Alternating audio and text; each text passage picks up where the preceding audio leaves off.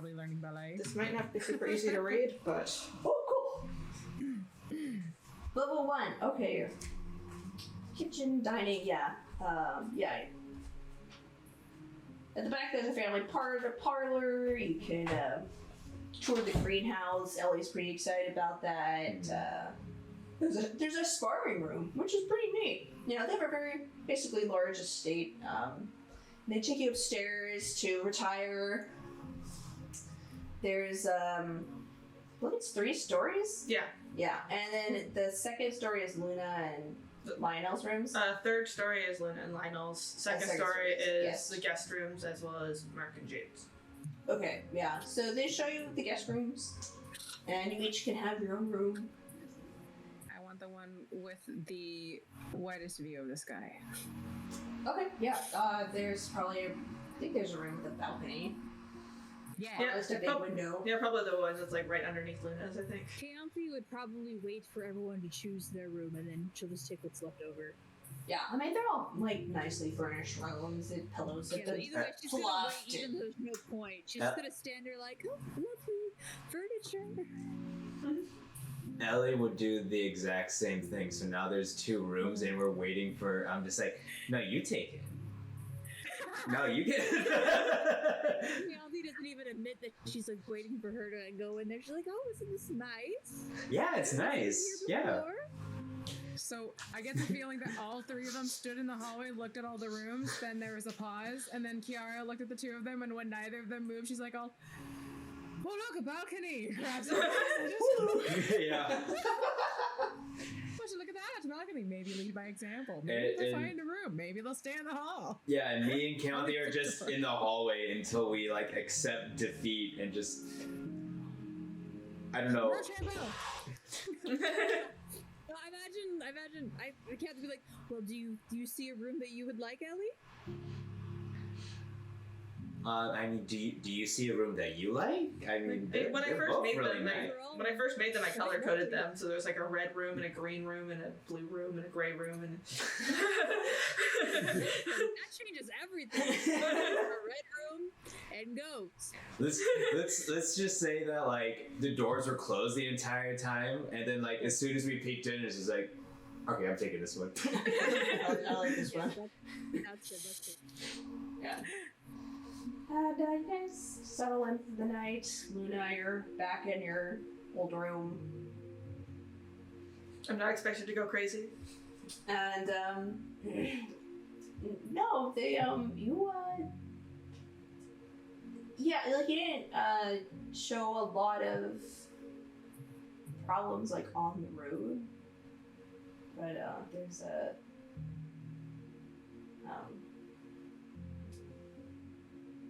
you know, like, there's a sturdy lock on your door.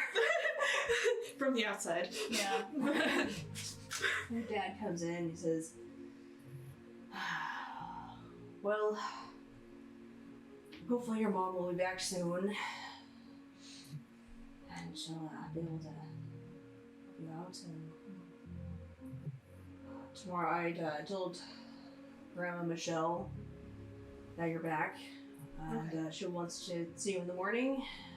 Together we can go into the mausoleum and try to figure this out. Okay. That's okay. Okay, there's like just kind of a pause, and he gives you another hug. He's just like, all right. How much did the ancestors tell you? Oh, I basically woke up to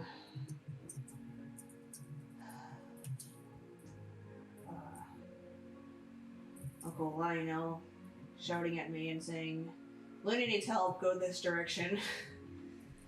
And, I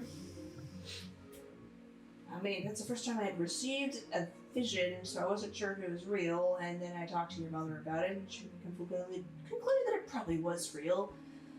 And, then I fussed over, like, how many people I should bring, and, who's gonna be in charge, and...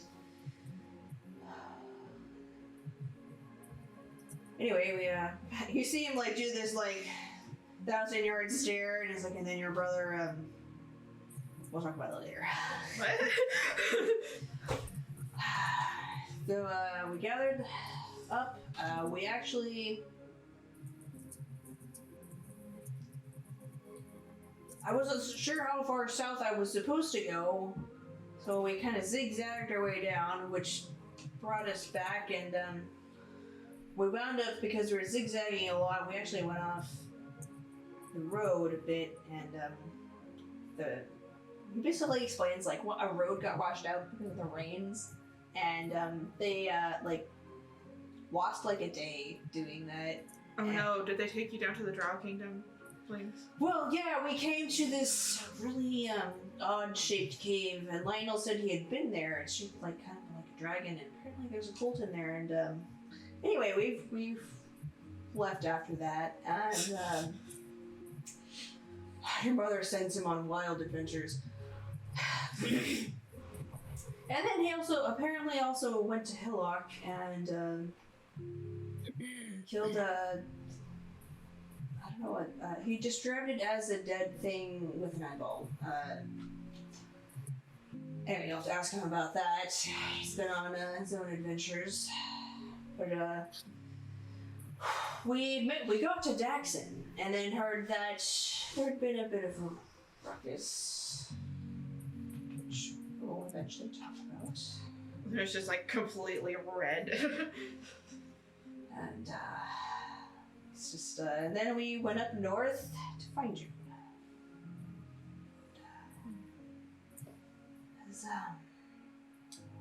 To put your mind at ease at least a little bit, we can appeal to a court about being in. It's like he basically explains that in their law there is like a subsection of law for curse-influenced crimes, and we could basically appeal to the court to make an insanity plea or a lycanthropy plea. Yeah, basically make a lycanthropy plea, and so it would be approached differently than just a standard like murder case, because you like legit don't have control over that. So it would be like they would say like, we have a plan to control this ability, and this is our plan to control this, and this is our plan to basically like prepare it to society. So he's like, we'll work on that, but let's just focus on getting you better. It was a friend of Ellie's. I feel like I really haven't had a chance to like talk to Ellie too about this. So this is just like, well, Ellie's still here, isn't she? I guess. Well, there's no good way around it. I'm afraid that's an inner demon you'll have to make peace with. Aren't we not supposed to make peace with demons? He kind of like pushes you playfully. Glad you kept your humor. Anyway. Well, just take this one step at a time. And, At least now you don't care that I got a tattoo. You did what? What? He's just like... Tattoo, well, it's just like... maybe like a graft, it's okay. You know, he kind of like, okay, well, I mean, your mother has a tattoo, and he's just like...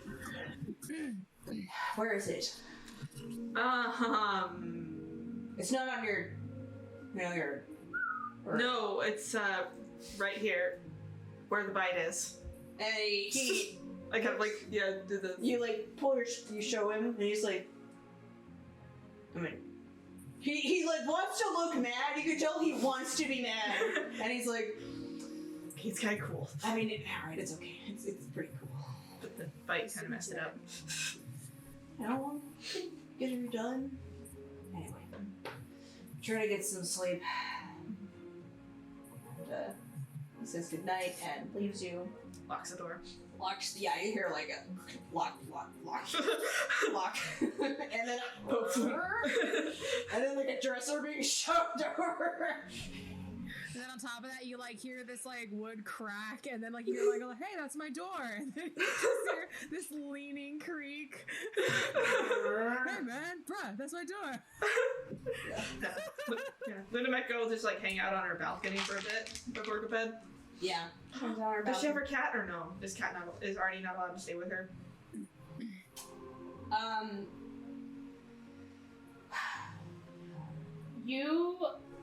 Okay, yeah, make an animal handling check to see how Artie like reacts to you, since you would smell you'd smell different as like a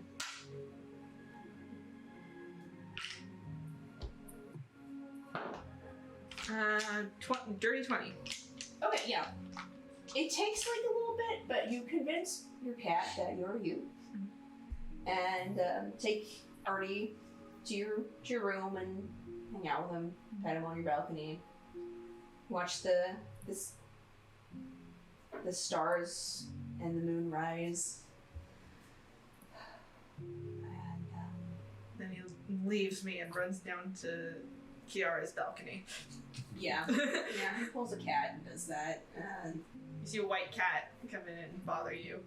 Yeah, a white cat comes. Ciara was probably like laying out on the balcony, just looking at the stars and just like whistling lowly. And then when the cat's like, what is that? Hear a little bit of a commotion. Yeah, and gives you that cat look like, I'm not doing anything. Yeah, Like, Kelly, yeah. my claw's not stuck in anything, what? My claw's not stuck in the couch, no. Oh, thank goodness you're here. I was not climbing the curtains, and I got stuck. Not me at all. Nope, no sir. Some other cat put me here. And, eventually you guys go to sleep. You retire. And, Well, Ciara does call out to you if she hears you on the balcony. She's like, oh, good night, Luna. Night. Have fun with my cat. Well, so the night progresses. And it's, Ciara, you eventually go inside, I assume. oh, sorry about your guest bedroom. I actually pulled the covers from the bed and a pillow and just sort of laid halfway in the room and halfway onto the balcony, and just she's really into the sky. Yeah, just this blanket of stars. Okay, we'll sit Wait till the fire comes up into the sky again. There's a bonfire in the sky. It's bright. Yeah.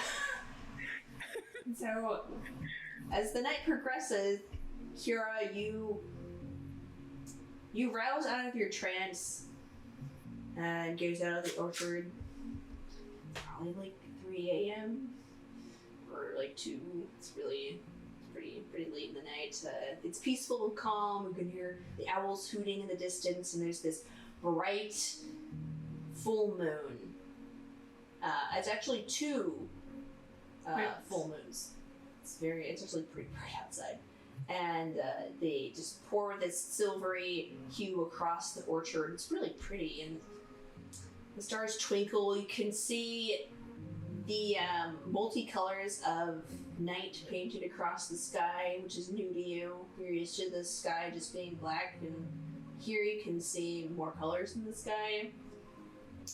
It only gets better. The further we've traveled, the better it has gotten. Yeah.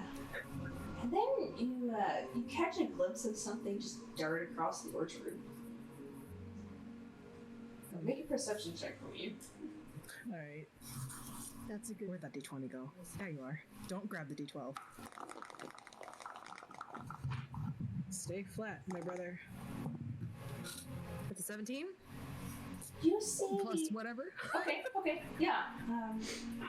You see the outline of a humanoid figure darting across the orchard. And like, despite, like, it's actually, like, pretty stealthy, despite there being, like, 2 full moons pouring light into the night. And you see it just kind of, like, zoom up to the house, and you look, and you can see whoever this is, it's a guy, you can make that much out. He, like, launches himself onto the house, and then just, like, scuttles up the side, and, like, climbs,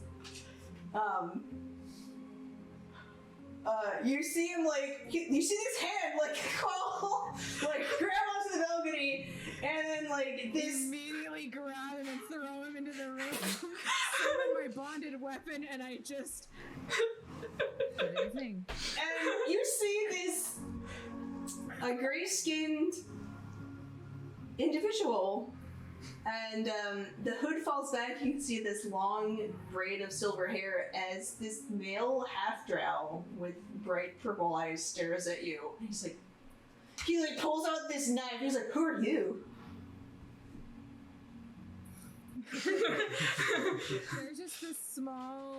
There's just this like small little hiss, and as Oculus sort of like creeps out of the like detaches from the shadows, and it's just like this yellow eye is just like right next to him, and she's just like, I believe you're in my room, so I get to ask the questions here, Boreal. I'll be asking the questions here, Boreal.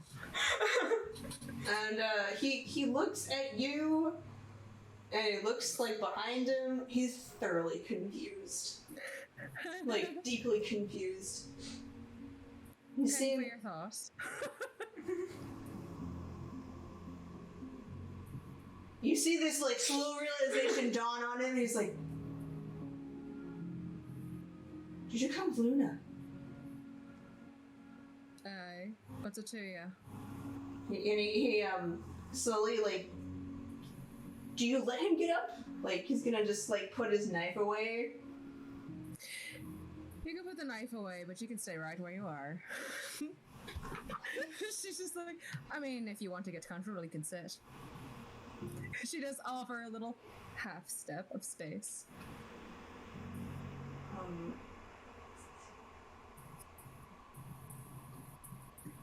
You see him just sort of calculate, like, what's happening? Like... What are you doing all creeping in the night and asking questions about Luna? He kind of, like, coughs awkwardly. Gealach, her boyfriend. I probably would have heard of him at some point during this really long journey, right? Yes. Mm-hmm. Ew. She looks him up once, and it seems like, okay, size him up. Then she does it again, and that's a little insulting. She's like, you? He's like, "What? You don't have to look at me like that." He's like, "Glad me, I have to keep reminding myself every day." I'm not looking at you like anything. Mostly just surprised. And she just sort of... Didn't take you for one of us. Didn't take you for one of us. And she just sort of... The weapon sort of like puffs in, like, just sort of disintegrates into like the little amber color of her gems. Mm-hmm. They're not on her, but since it's a bonded weapon, it is the same color as her magic. And Oculus just sort of slips into ferret form and just sort of sits by her ankle. You may stand. Like, gets up. I take it this is for a romantic endeavor. You see him just, like, turn this, like, really deep shade of like, purple or blue or, like the drow blush. But he's also a ginger. Aye. Well, father's not too fond of me, so it's got to have it. I have no stake in what her parents say. Just try not to make a lot of noise on your way down. So on your way down or up. It's like, and he just kind of like, right. Thanks. And she just sort of... One thing. A few things have changed. Luckily, nothing that you'll be bothered by, but tread lightly. And she says that not like the threatening way that she did when she's like, oh, what's your name? It's more in like the soft, like, be gentle. She's gone through a lot.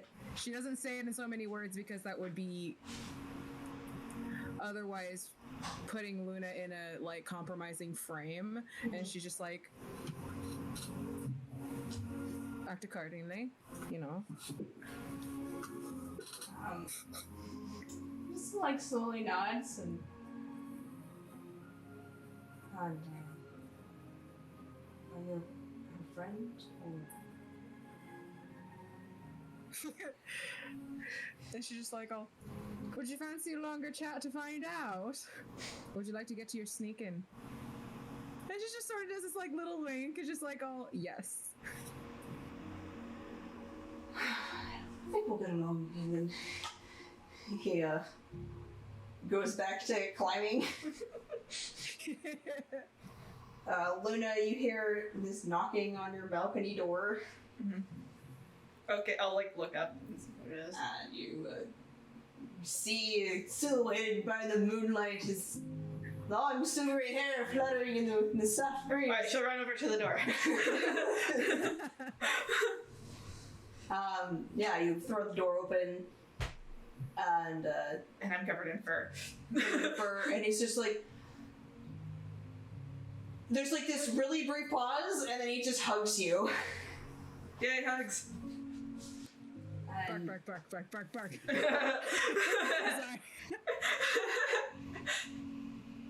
And then he just steps back and is like, hi.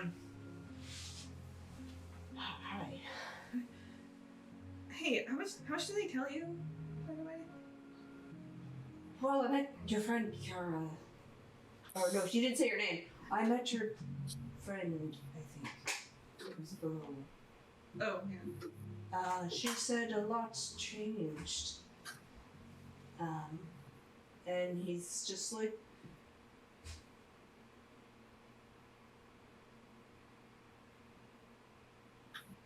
you know that he's just trying to find the right words, not that like he's like uncomfortable with it. He says, and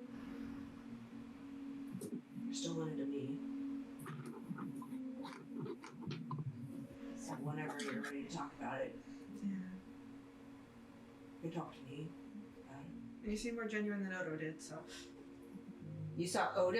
You look at him like pull over his knife, and he's like, I feel like Ciara could hear that too.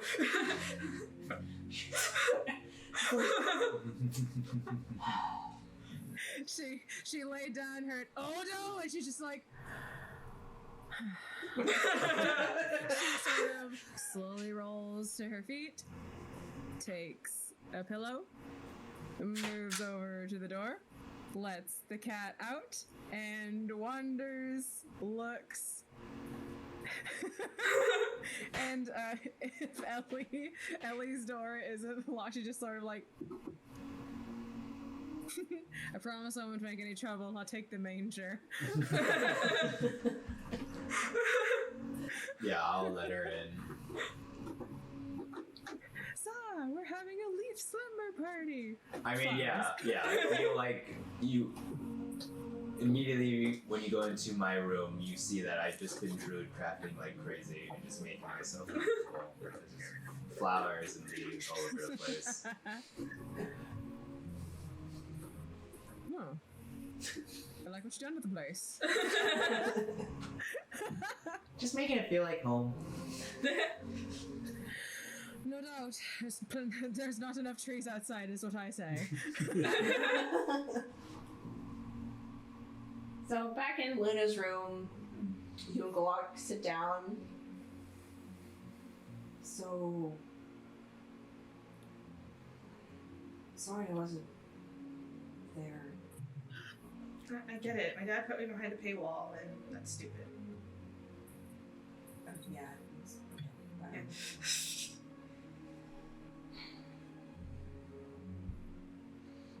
And he's just awkward because he's him. Yeah. Because he's him. And he's just. I don't. How are you? Are you. I'd say let's make out, but that doesn't seem like a good thing to suggest, so I'm not. That's rough, buddy. I don't know. I feel like at this point, like, because she's just super comfortable with him, it's like she started like tearing up a bit, and she's just like, you know, I feel like Ellie would want to meet you, but I don't think Ellie wants to be around me anymore. They kind of killed her best friend on accident. My old panic sets in, and he's like, there. He's just like, yeah, let it out. Yeah, you let me know what I can do. You know what? My dad says he's working on a plea deal to help, but. Yeah, well, I mean, hey, if I gotta break out of jail, then I gotta break out of jail. It's okay. You know, and, from everything you told me about Ellie, I don't think she'll hold it against you forever. It's kind of a big deal, though. I mean, yeah, you're gonna need to give her time to process it. And, you know, try to make amends for the family somehow. What's done is done. And, well, I don't want you beating yourself up over it your whole life. That was something you had no control over. As tragic as it is. Yeah, so I feel like at that point she just kind of like bursts into tears and like has like a meltdown. Yeah. She's been like holding back for a while. She's like, "Look at me! I'm turning into a freak, and like I can't control myself anymore. And it's like I used to be able to turn into a wolf on purpose, but now I can't turn into a wolf on purpose. But now I turn into a wolf on accident, and then I destroy things. And then for somehow Odo finds a way to turn that into a reason to hit on me and just check me out while I'm naked, and because I need to wear a cape because I destroyed my clothes because I turned into a wolf on accident." Yeah. I'm listening. It smells really bad. It's stupid perfume. I didn't know I could. Everything smells so strong now. Should I stop wearing my aftershave? No, it's fine. You only just. It's. No. You smell nice. That's not important. I mean, You smell like more like sweat anyway. It's okay. right, that's so. Oh yeah, that tracks. It's okay. She just like strokes your hair. And now my cat won't hang out with me. I want to hang out with Ciara. I mean, Harvey is a cat.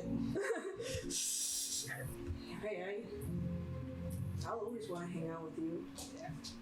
You sure? What if I accidentally try to kill you? He's like, yeah. This kind of. When you put it that way, definitely gotta keep you around. No, it's not funny. I don't want you to die. And he's like, well, I guess I gotta learn how to fight werewolves. But I don't want to die either. I guess I need to find out how to trap werewolves. I mean, I'm not really super good at chemistry. Mechanics kind of thing, but you know, maybe we can figure out a way to trick you if something goes wrong.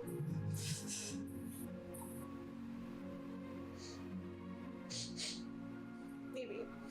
Yeah, we'll just have it back in tricks our whole life. It'll be fine. We drove. We built different. Hey, what was his name? I'm between me and Andre.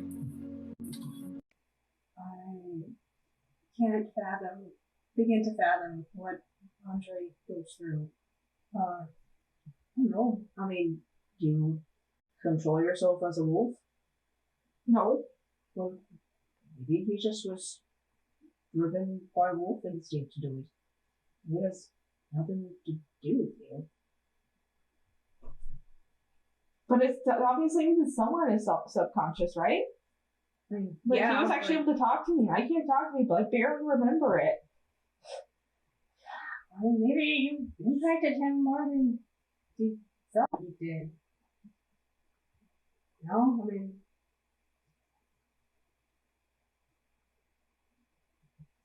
if I were to guess, seeing you brought up old memories and they were just amplified by being a crazy wolf person. No, or maybe he just I don't want a mate. It's just like gross.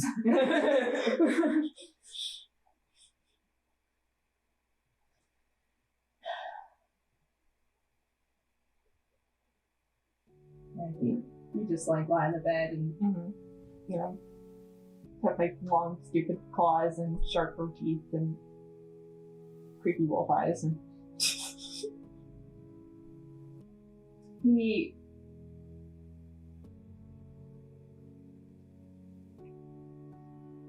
holds your face and says, "To me, you're worth it. You've always been worth it. I didn't wait my whole life to figure out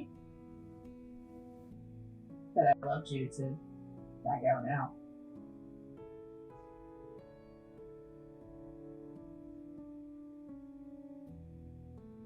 you sure?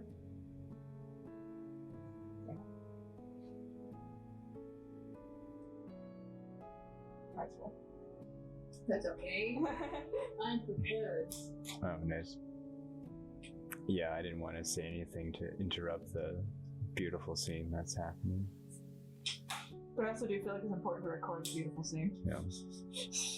Right.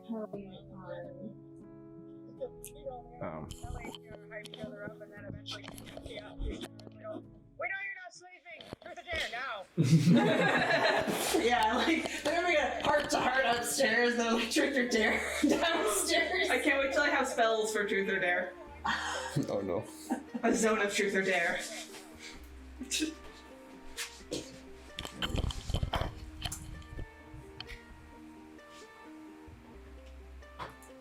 Okay. Alright, you guys you have a rousing evening, playing truth or dare. Let me just switch over I feel like Mark's not going to be happy in the morning when he comes to unlock the door. No. Not happy. And the next morning, you guys wake up to breakfast being made, come down. Angry Mark.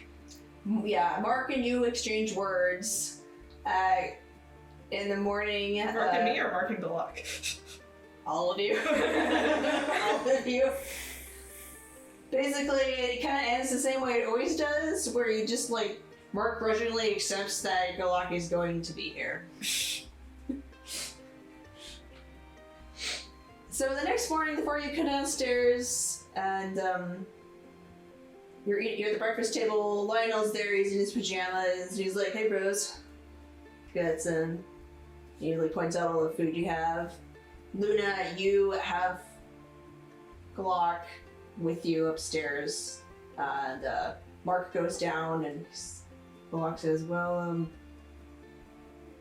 can I introduce me to your friends?" Yeah. So, Yeah, so... okay, yeah. Yeah, she has pajamas and she'll just kind of like awkwardly drag him by the hand, and so that she just like feels awkward with him, but she's just like, everything is terrible. Yeah. Everything is awful. Everything. Yeah. You, and at breakfast.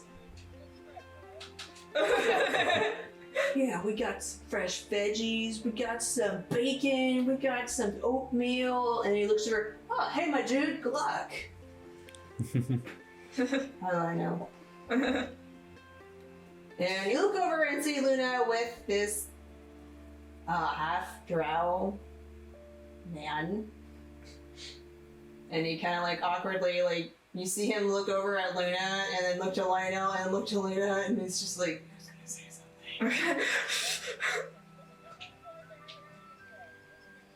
yep, totally the door. Definitely the door.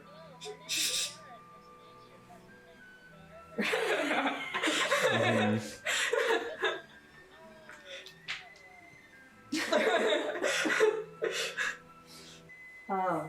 Yeah, Luna just kind of like do like a like arm around him thing. It's like, this is guys, this is Gealach.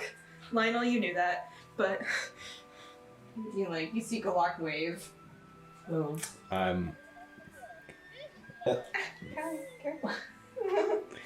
Ellie is just like kind of smiling, like the you know, when your younger sibling finds out about like that your sibling is actually dating someone. Yeah. Just like.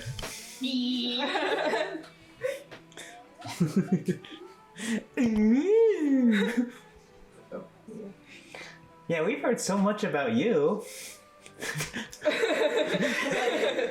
Oh. The terror. Good things, I hope. Yeah, good things. All good things. Good. And you go through introductions, you meet him, you gather that he's kind of awkward. He's a little reserved. But he really cares about Luna. He cannot take his eyes off her. I have like the similar reaction to Ciara because I've heard so many stories about Gealach, and I'm just like, this is Gealach? Yeah, he's kind of like. Yeah, he's a slim build. Mm-hmm. So like he's like, I did a description of him.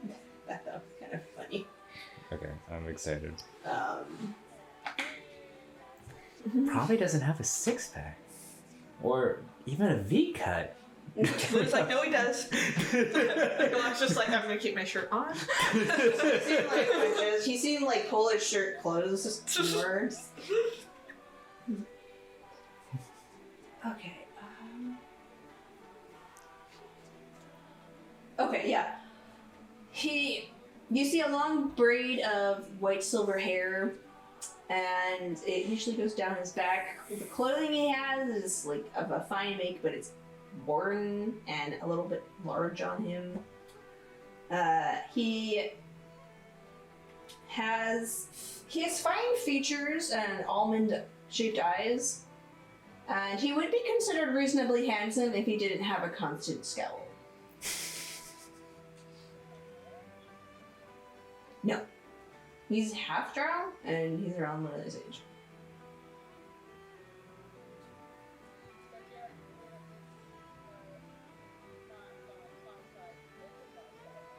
Mm-hmm. Yeah. You can tell... Yeah, like, you can, there's, like, some nuances that indicate that he's either been topside his whole life or has been a long time. Who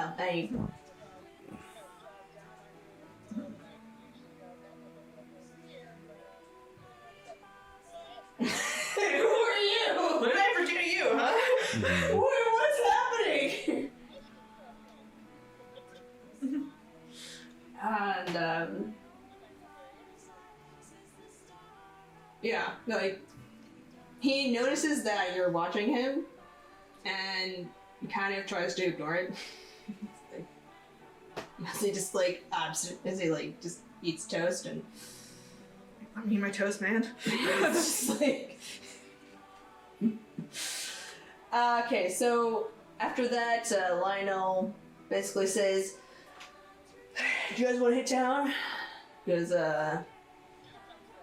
yeah, like, my dad, my grandma, and Luna gotta go to the mausoleum to do some, like, ancestor magic stuff, so we should town. And, I'm assuming you all agree, and you guys just go outside to enjoy the town. So, the next thing that happens, which will be the final thing that happens, is Luna, you are taken with your grandmother Michelle and your father Mark. Am I allowed to bring Gealach, or do they not let me because he's not family?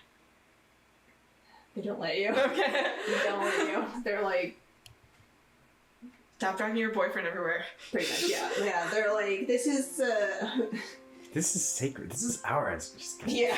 stop. And,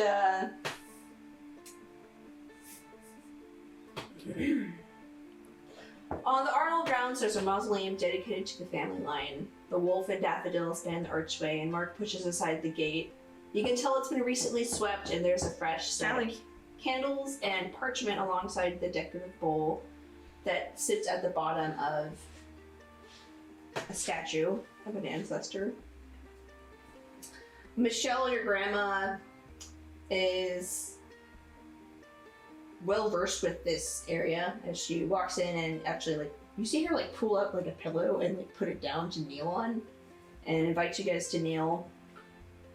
She turns to you and says, "Do you know who this is?" Who is she pointing at? It's the statue, and it's this half-elven woman with a rapier and does she have long hair? Yes. Yeah, long flowing hair, proud expression. And, like, the name says Linnea, and you've heard of Linnea. It's reading the blue. Linnea. And Mark, you see, like, Mark, like, just resist rolling his eyes. And he says, "This is your great, great, great, great, great grandmother, Linnea. She founded the town, and it was in her journals that we found about Yarrow, who was Mark tries to phrase it delicately, and your grandma just says lover. Yarrow was a lover before she met Hunter, your grandfather. Great, great, great, great, great, great grandfather. And Yarrow was a werewolf, and those two were clearly intimate for a long time, so we thought it best, as someone who has dealt with this before, we should try to contact her." Okay. And, that's fair.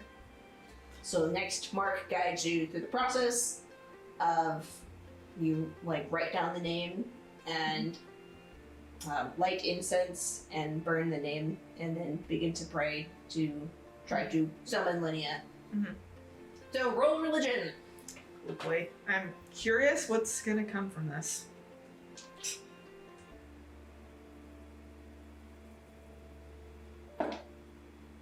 18. Hey, not bad. Okay, yeah. So it comes more naturally than you expected. Like, this is just something that you have done before but just forgot and now remember. And as you smell the incense, you can smell the scent of the orchard and the local pine, as well as hydrangeas, and then lastly, the daffodil. And before you know it, you slip into a vision, and you stand in the family orchard next to where your grandmother's house would be. And the orchard is basically wild ground. Like, you recognize the area, but it's like before it was an orchard. terraformed. Yeah. And before you, you can see two humanoid figures. One's this robust woman with long dark hair and a male with a harp in his hands, and they kind of size you up, like, a little proudly and say, "Hey, Luna, I'm Ciara, your great great great grandmother." And then she like hefts this long bow. She's kind of like this buff chick and holds it over her shoulders, and then she nods and says, "That's Afton." It's like, "Hi, husband." And so we heard your prayer. Uh-huh. And well, This is awkward. we think we can help you. I know we're not exactly Linnea, but we know her, and we think we can help you out. So, from what we know about the werewolf curse and about Euro and things like that, is that the curse feeds off a person's vices and inner weaknesses. And that's why it's hard to remove. Because it can only go away if you rebuild yourself from the inside. And you see Ciara basically tap your chest where your heart would be. You must overcome your weak self and be reborn into someone new and better. And they sort of just grin, they grin in the way that a trainer is like, I have so much work for you to do. And Afton finally says, well, shall we start? And Ciara kind of looks up and nods and says, all right, yeah.